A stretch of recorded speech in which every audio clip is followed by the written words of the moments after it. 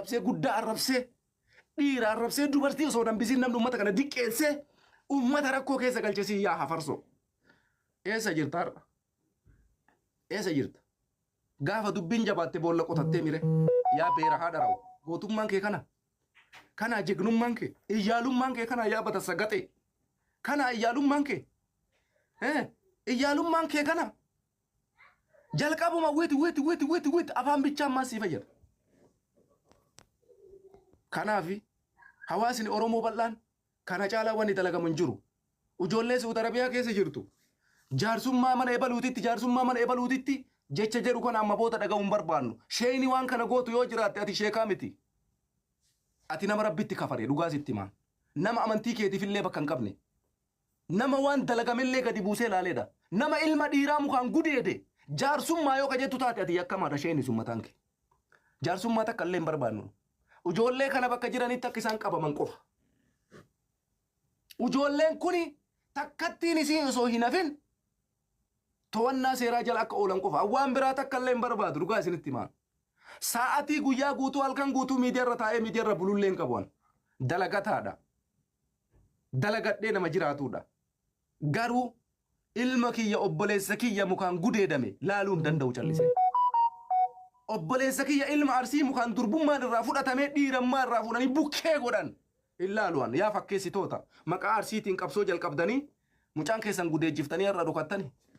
Yaa ilmaan zinaa diqaalaadha. Diqaalaadha isi. Gudeedamee jira ilmi kee mukaan. Maa dheessitee galteree irra godatti. Warra mucaa kana gudeede to'annaa seeraa jala maan oolchin. Gaafa walloo wajjin qabsoo kaafnee walloo wajjin taaggalla jettu.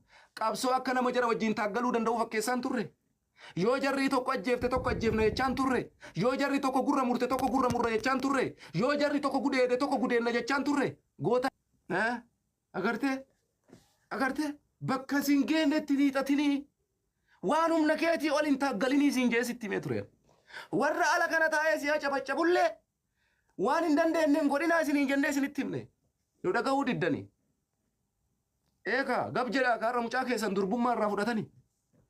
Ilma keessan ilma arsee durbummaa irraa fudhatanii ashsayyoo baga gammaddan. Walloon ammoo maashaallah ilma dhiiraa ilma arsee irraa durbummaa mukaan fudhate. Gootota ajaa'ibaati. Seenaan galmeesse jedhallee. Gootota dhiirarraa durbummaa fudhatte. Gootota walloo. Seenaan amma garasi jijjiirame bir. Gootota ilma dhiiraa irraa durbummaa fudhatan mukaan. Muka ilma dhiiraa ilma osoo afaan Oromoo dubbatu muka itti oofanii gootota ilma dhiiraa irraa durbummaa fudhatte. Gootummaa biraan qabu.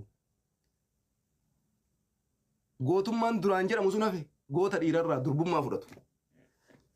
San warra duraanii kaleessaa dhiifne warra akka Warqituu warra akka Waaqoo Guutuu Jeneraal Taaddasaa Birruu maqama jaraa kaafna malee warra har'a jiru kuni waan gootummaallee hin beekan waa'ee Oromummaallee hin beekan. Akkamitti namni walitti cakkana. Kanaaf jarana warri Suudii keessa jirtan namni 1,000 kun rabbi jedhaa dhageeffadhaa. Ummata Saudi Arabiyaa keessa jiru. Jaarsummaa tokko hin gaafatina. Wallaahi wabillaahi isinii kakadhaa. Jaarsummaa bor galgala mana ebaluu wanti jedhu kun gonkumaan barbaachisu. Ijoolleen kun jireenya isii jibbitee hiyyeessa karaa deemuu fixaa jirti. Tokko jira. Lammaffaa dalagachuu hin barbaadan ilma hiyyeessa ajjeesuu fi gudeeduu ilma dhiiraa gudeeduu murteessitee Saudi Arabiyaa keessa jirtu ijoolleen kun. Ijoolleen kun ragaa viidiyoo jarri ilma dhiiraa mukaan gudeedan kana gabbuustanii magaalota keessatti yakki dalagame. Haga Yamaniin bahutti Yamanii keessa Oromoo 1000 jira. Jirtanii Oromoo Yamanii keessa please. Oromoon jajjabni Oromoon qalbii qabdu Oromoon aaqilli gootonni Yamanii keessa jirtanii warri badii dalage kun gara Yamaniitti dheessinaa yoo ka jedhan taate Yamanii keessatti illee qabamuu qaban. Ummanni Oromoo bal'aan qabuu qabda yakkamtoota kana. Yakkamtoota kana ummanni Oromoo Yamanii jiru qabuudha qaba. Jirra akkana kunu warri Yamanii jirtan bakka Yamaniitti yoo jarri gara sachi baqatan itti dabala saniin gara kaanitti yaa warra Suudii jiru na dhageeffadha. Jaarsummaa bor galgala mana ebaluu ilmaan Oromoo ati silma ebaluuti asi jarri kun Oromoodhaaf wal lolaan jiran. Shiftaadha shiftaan ummata miskiina gudeedaa jira jiran. Shiftaa ilma dhiiraa mukaan gudeedu. Ilma arsiiti ilma wallooti jettanii jaarsummaa dubbadhu. Lammaffaan sani sadaffaa irratti magaalaa yakki gudeedaa irratti raawwatame. Dhageeffadhaa muluun isii mana Arabaa dalagaa jirti. Nama bira jirti. Araboota hundarratti ibsi godhamuu qaba. Miidiyaa biyyattiitiin gaazexaadhaan Information kun faca'uu qaba. Suuta Arabiyaa keessatti dhiira gudeedamaa jira kana. Yakka guddaadha kun. Ilma dhiiraa gudeedame kana facaasaa miidiyaa hundarra. Magaalota jarri keessa jiran kana shurtaadhaaf kenna. Bakka jiranitti takkattiin isiin akka namne warri hoolaa eegus, warri gaala eegus, warri istiraahaa hojjetus, warri re'ee tiisus jaarsummaan takka hin jiru. Mana aslii, mana maarree hin dalagu kun. Jaarsummaa osoo isin jettan mucaa durbummaa irraa fudhatte jarri mukaan. Hin jiru kun. Finxaaleeyyii tana. Jaarsummaan dhaabuu hin dandeessan. Warri amma isaan ammoo wanni isaan abdatan tokkochi maali beektani? Miidiyaarra yoo dhufne nama kuma ganan nu laala. Nama kuma diidaman nu laala. Nama kuma soddoman nu laala. Warri deengadda kuma diidaman na laala jedhee dirree xayyaaraa keessa jeequmsa kaasee mootummaan duubaan dhaabatee mismaara lakkoofsa 8 itti dha'ee mana hidhaa buuse. Isinillee seeraa olii miti warri Suuta Arabiyaa keessatti dhiira gudeedaa jirtan. Warri maqaa gandaatiin wal ijaartanii ilma dhiiraa gudeeddanii durbummaa ilma irraa fudhattan. Takkattiin teessanii nafta yoo dhiirri Suudii keessa jiraate. Meeshaa feetan yoo qabaattan mootummaa Suudii caala meeshaan qabdan dhugaa isinitti himaa. Humna feetan yoo qabaattan mootummaa Suudii caala humna hin qabdan. Ilma dhiiraa gudeeddanii kana caalatti maaltu hafe? Yoo ajjeestan indahum caalatti fayyaadha jechuudha. Mucaan sunarraa hiriyyaa isaa keessaa gale. Hiriyyaa isaa keessaa kufe. Aalii isaa keessaa bahe. Ufii isaati iyyuu fajjeessa mucaan kun. Ufii isaati iyyuu fajjeessa osoo isinuu gadhiiftani. Waan hin taane irratti hojjettan ka. Ilma dhiiraa mukaan gudeeddan ka. Jireenyi isatti mi'aawu hin jiru amma booda. Jireenyummaan isatti dassisa jedhu tokko hin jiru. Ana akka kiyyatti natti dhagayama. Namni tokko na gudeedee meeshaa miti meeshaa isaati iyyoo na gudeedee ilma dhiiraa ta'ean. Natti dhagama obboleessoo. Mukaan na gudeeduu miti. Qaama meeshaa isaa meeshaa qaama saalaa isaati iyyoo inni na gudeedee. Ani nama sana ga jiru namummaa isaallee barbaadu firummaa isaallee barbaadu garuu maalummaan kiyyallee addaan citee jira. Addaan citee jira. Sini galee gatii kanaaf jecha hundi isaaniitu qabamuu qaban. To'annaa seeraa jala ooluu qaban. Tokkochi keessan hafuun qabu. Nam tokko hafuun qabu. Namni tokko hafuun qabu. Salaam alaikum. Waalaikum salaam. Akkami jirta? Egaa. Araara wayiituun jiru. Indee maal araara maaliitu jira obboleessoo viidiyoo san argitee ati viidiyoo mukaan mucaa gudeedan san. Wal fixaa jedhanii jirtaare. Ani wal fixaa jedhaan hin jiru. Ummata Suudii warra qaama seera Suuta Arabiyaa keessa jiru. Jaarsummaadhaan dubbiin kun hin dhumu. Ijoolleen kun jaarsummaadhaan ijoollee dhaabatanii miti. Namni cakkanee ilma dhiiraa mukaan gudeedee durbummaa irraa fudhate yakkamaadha.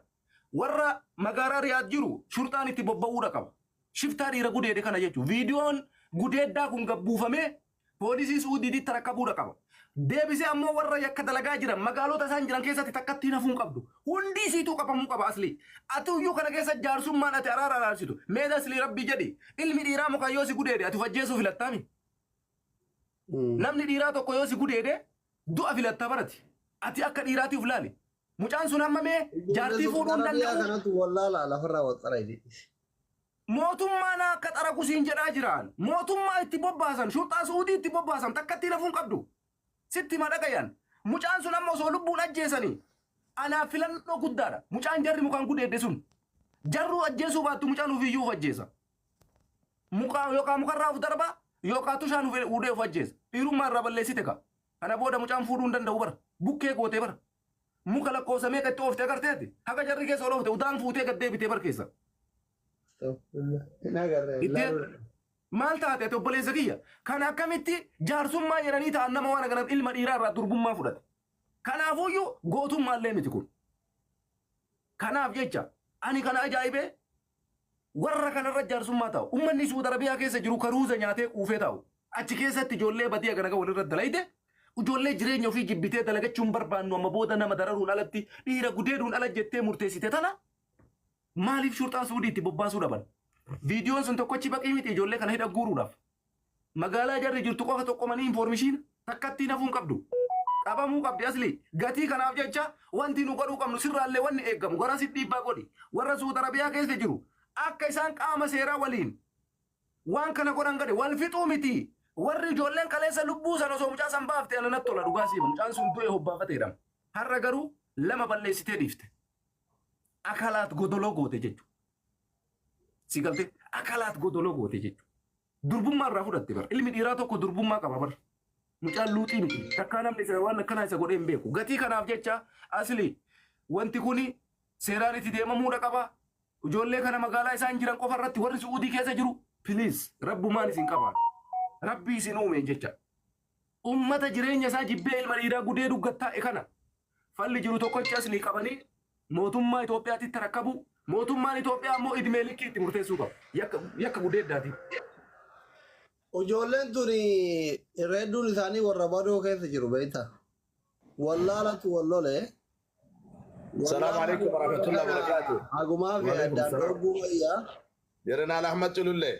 Welcome Ustaz Sakeen Anaaduf. جرتو. Jirra alhamdulillah. الحمد لله رب العالمين. Nagahuu machaala beektaa namni yoo rajjeese. Boriif iftaanati jara kana araarsuu dandeessa. Amma booda gandummaa wayyoo kaate. Osoo ati akkana laaltu ijatee duratti ija keessaa baasuudhaaf deeman nama sikkiinaan akkanatti. Akka fiilmii keessaa sana gartee akkanatti ija qabeetuma akkana keessaa fuudhu sana gartee akkasitti ija keessaa fuuti. Jaarsummaan gonkuman barbaachisu asli. Badawa keessa warra jiru. Poolisiin akka danda'aa mokkoru ka dadhabsiisee gaara keessa badee dheesse. Guyyaa rabbi isa baasee laal. Waliigalatti qabamuudha qaban. Guruppii isaanii kana keessa salsalanni muraasni guuramuudha qaba. Sii galtee obboleesso. Ejjannoon kiyya kana. Kana caalatti wanni dalagamu hin jiru araarri illee hin fayyadu ijoollee biyya san jirtu dhugaa sitti maa. Amma gara gudeeddaatitti jijjiirtee jirti. Goota taanaa hin fakkeessine jettee ilma dhiiraa gudeeduu jala qabde jechuudha. Bee ustaazni waa dubbatani ustaaz. Garri dubbatanii illee nama dhiba. Wanni jedhan illee nama dhiba. Waan irra geenne illee wallaallee obboleeyyan kiyya kabajamtoota. Wanni jedhan illee nama dhiba. Ammaan mee waan jiru carraa isa xumuraa kaamalachuu mee sheerii itti gootee ijoolleen noo hafiddu yoo dhufaniif isa xumuraa addaa mee anaa kadhu na bira teettanii oduu arginu isin lachuu gadhiisaa jennaani gabbara olii qabata wayituu hin jiru sun aga gadhiisuu gadi dhiisuu wayituu hin jiru ilma miskiinaati ilma hiyyeessaati qabamem gadhiisaa jenneeni haa kadhannu yoo kana bira dhufte hunna biraallee dhabnu rabbii keenna yoo guyyaa takkallee isaaf dhaabannee jiraanne gara rabbii keenna booyuu qofa rabbitti booyuun duratti rabbi isaan dabarsuun duratti waan biraa keessa seenuun duratti laakiin hadha isii takka mucaan kun torbee guutuu akka irra gubate argaa jira mana kaanii kaan irra deemeeti asliin yaale homaan hambifanne mee hadha isii xumuraa yoo nuu dhiyaataniif haa dhiyaatanii mana kiyyatti yoo mana biraallee ennuu jedhan hanga malachuu nama waa balleessaa